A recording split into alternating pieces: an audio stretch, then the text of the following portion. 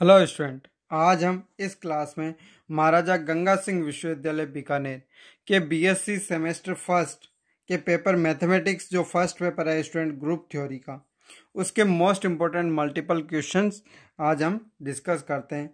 तो आज का टॉपिक है स्टूडेंट सब ग्रुप, और सब ग्रुप से रिलेटेड स्टूडेंट हमारे पास कोसेट्स यानी कि सहसमुच्चय और चक्रीय समूह से भी रिलेटेड क्वेश्चन लेकर आए हैं। तो देखो उन्हें किस प्रकार से हम सॉल्व करते हैं। तो देखो पहला क्वेश्चन दिया गया है हमें, समूह जो हमें दिया गया है स्टूडेंट ग्रुप के अंदर समुच्चय दिया गया है 1, 2, 3 और 4। संक्रिया है स्टूडेंट गुणन संक्रिया, जहाँ पे 5 का अवशेष वर्ग मॉड्यूलो के जनक हमें ज्ञात करने। तो यहाँ ए ऑप्शन दिया गया है 2 and 4, बी ऑप्शन 3 and 4, सी है 2 and 3, डी 1 and 3 और ई अनुत्तरित प्रश्न, यानी कि हमें यदि ऑप्शन नहीं देना है इनका आंसर तो इसका आंसर ई हम चूज करेंगे। तो देखो सबसे पहले हम सभी अवयवों की यहाँ पे क्या करें।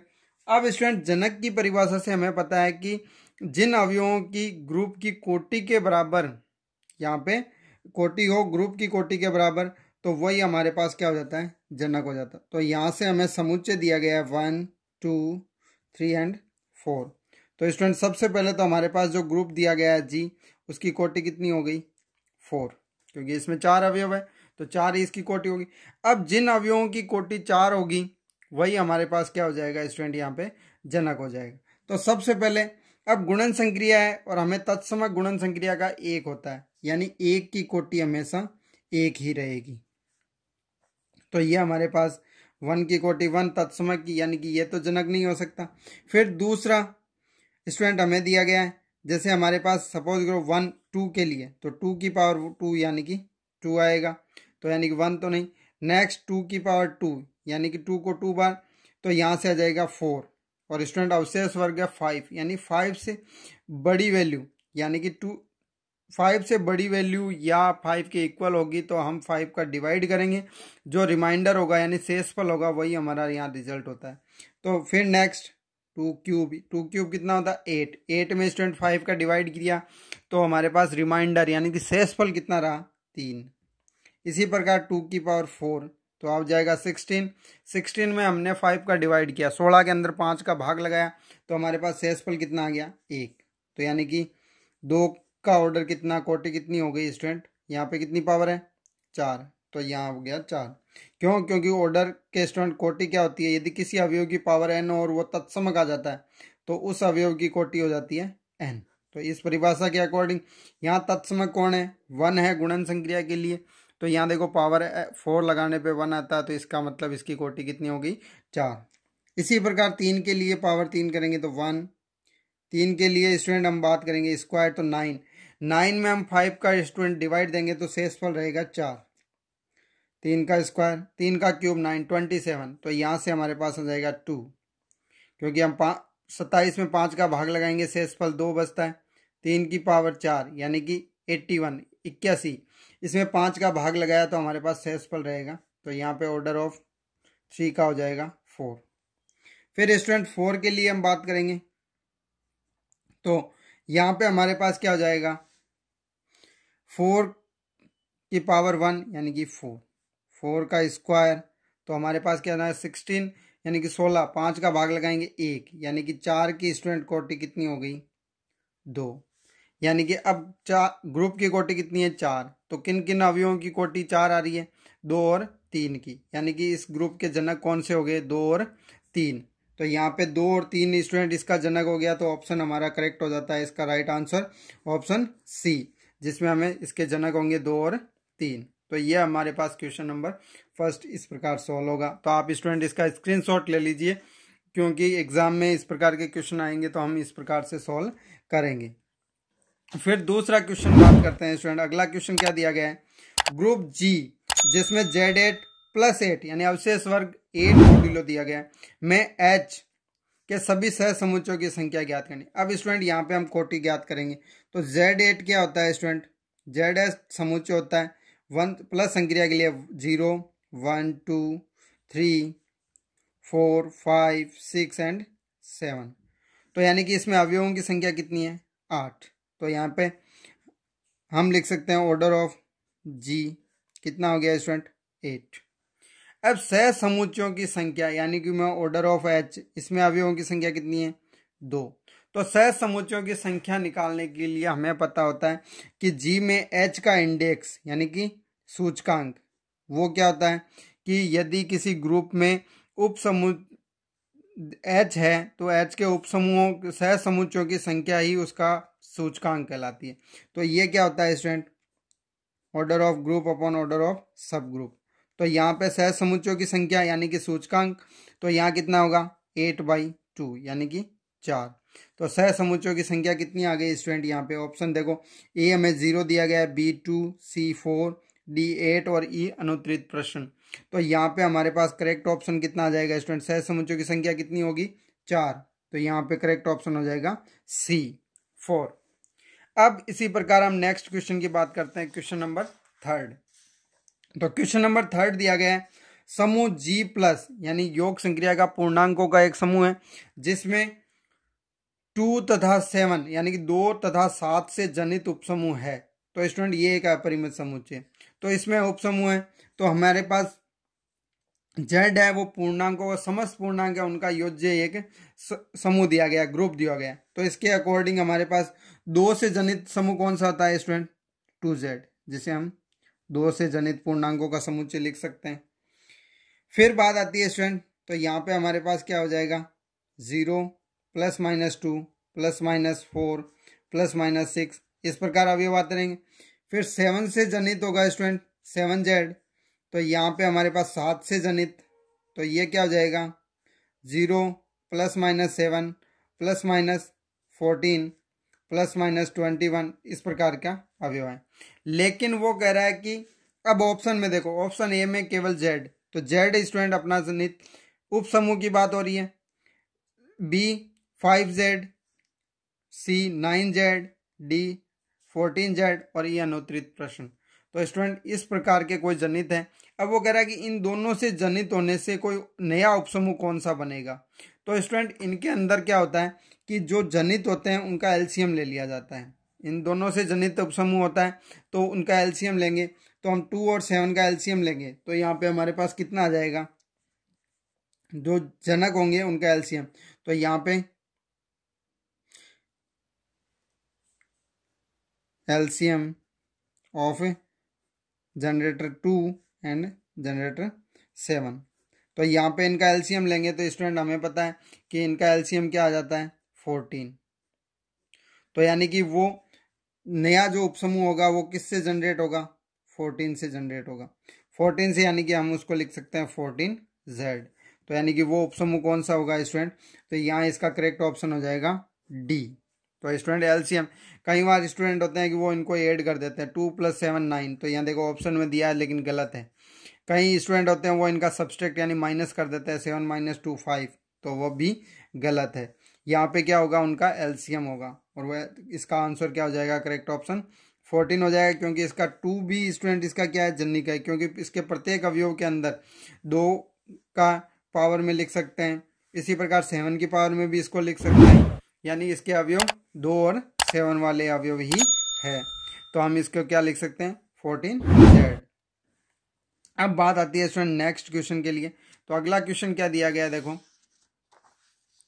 अगला क्वेश्चन है यदि ओमेगा इकाई का एक सम्मिश्र घनमूल है तो गुणात्मक समूह G 1 ओमेगा ओमेगा स्क्वायर का एक उपसमूह होगा। तो स्टूडेंट यहाँ उपसमूह देखना है, तो हमें ऑप्शन दिया गया A omega and omega square, B दिया गया 1 एंड ओमेगा स्क्वायर, C दिया गया है स्टूडेंट तत्समक अवयव का एकल समुच्चय, और डी ऑप्शन A व B दोनों यानी कि ये उपसमूह दोनों ही हैं, और E दिया गया अनुत्तरित प्रश्न। तो स्टूडेंट यहाँ पे देखो सबसे पहले हमें यहाँ पे सबसे पहली बात आती है कि कोई भी समूह हो तो उसका तत्समक अवयव का एकल समुच्चय होता है, वो उसका एक उपसमूह होता है, क्योंकि वो विषम उपसमूह होता है स्टूडेंट, विषम उपसमूह।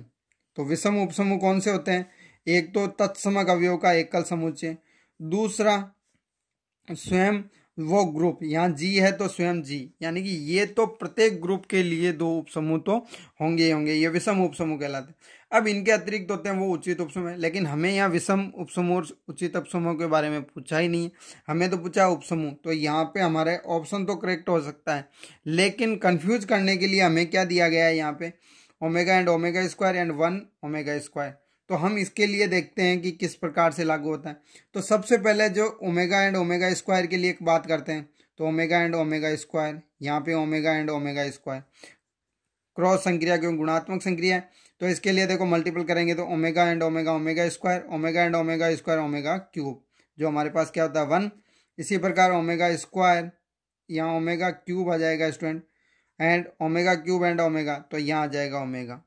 तो यहाँ से देखो स्टूडेंट जो प्राप्त अवयव हैं उसके अंदर देखो ओमेगा क्यूब भी प्राप्त हो रहा है, यानी 1, और 1 इस समुच्चय के अंदर नहीं है। यानी कि हमें पता है कि कोई उपसमूह है तो वो एक स्वयं समूह भी होता है उस संक्रिया के लिए, यानी कि प्रत्येक अवयव से जो नया अवयव बनता है वो अवयव भी उसी समुच्चय में होना जरूरी है, लेकिन यहाँ 1 अवयव में नहीं आ रहा है तो ये उपसमूह नहीं है।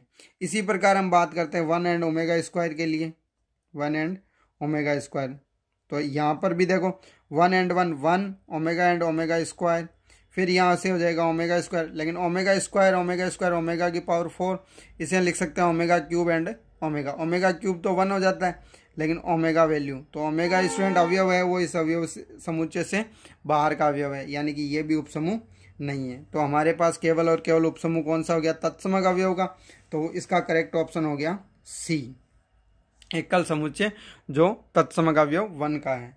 तो इस 4th क्वेश्चन का आंसर हो जाता है सी ऑप्शन करेक्ट आंसर। इसी प्रकार नेक्स्ट क्वेश्चन की हम बात करते हैं। तो अगला क्वेश्चन दिया गया है, किसी परिमित समूह जी के किसी उपसमूह एच का सूचकांक होता है। अब स्टूडेंट देखो ये ऑप्शन दिया है, ए जी की कोटि का भाजक, बी ऑप्शन जी की कोटि का गुणक, सी जी की कोटि का दुगुना, और डी जी की कोटि का आधा, और अनुत्तरित प्रश्न ऑप्शन ई में। तो स्टूडेंट ज़्यादातर स्टूडेंट होते हैं इसमें, स्टूडेंट आपका कंसेप्ट क्लियर है, डेफिनेशन आती है तो ये आप आंसर दे सकते हो, क्योंकि हमें पता है कि उपसमूह के अंदर हमेशा अवयव जी से कम होते हैं, यानी कि आधे, लेकिन आधे जरूरी तो नहीं है, डबल भी नहीं हो सकते, वो उसका मल्टीपल भी नहीं हो सकता, यानी गुणांक हो, वो उसका भाजक हो, तो ये हमें देखना। तो सबसे पहले जी में एच का सूचकांक की परिभाषा के अकॉर्डिंग क्या होता है, सूचकांक होता क्या है कि जी एच इंडेक्स, तो ये होता है G order of G upon order of H, यानी कि एच है उसकी कोटि जी की कोटि का क्या होती है, भाजक होती है, इसलिए इसका क्या होता है जी की कोटि का भाजक। तो ये आंसर हो जाएगा इसका ऑप्शन ए हो जाएगा स्टूडेंट। परिभाषा से देखो चंद सेकंड में अपन इसका आंसर लिख सकते हैं या उसका राइट ऑप्शन चूज कर सकते हैं। अब इसी प्रकार हम बात करते हैं next question number 6। Question number 6 भी देखो हमें इसी प्रकार एक थ्योरी का क्वेश्चन दिया गया है, यदि H समूह G का उपसमूह है तथा A और B G के कोई अवयव हैं तो असत्य कौन से हैं। अब देखो यहाँ ऑप्शन देखो स्टूडेंट, सबसे पहले AH या इक्विवेलेंट यानी कि तुल्यकारी का समूह साइन दिया गया है, यानी कि ये आपस में सम्मित भी है, स्वतुल्य भी है और संक्रामक नियम भी लागू होता है, या हम कह सकते हैं एक एक की आच्छादक भी। तो वाम सह समुच्चय ए के अवयव के लिए और वाम सह समुच्चय बी के लिए ये तुल्यकारी है। दूसरा, दक्षिण सह समुच्चय के लिए ए और बी के अवयव भी समुच्चय भी क्या है, सह समुच्चय तुल्यकारी है। फिर वो कह ए अवयव के लिए वाम सह समुच्चय और दक्षिण सह समुच्चय दोनों तुल्यकारी हैं। नेक्स्ट डी में ए समुच्चय के लिए वाम सह समुच्चय और बी सह समुच्चय के लिए बी के लिए सह समुच्चय दक्षिण सह समुच्चय तुल्यकारी है। और ई ऑप्शन दिया अनुत्तरित प्रश्न, यानी कि हमें इसका आंसर नहीं देना। तो स्टूडेंट यहाँ पे सबसे पहले बात आती है कि किस प्रकार है हमारे पास, तो जी में एच एक उपसमूह है, ये हमारे पास बात क्लियर है।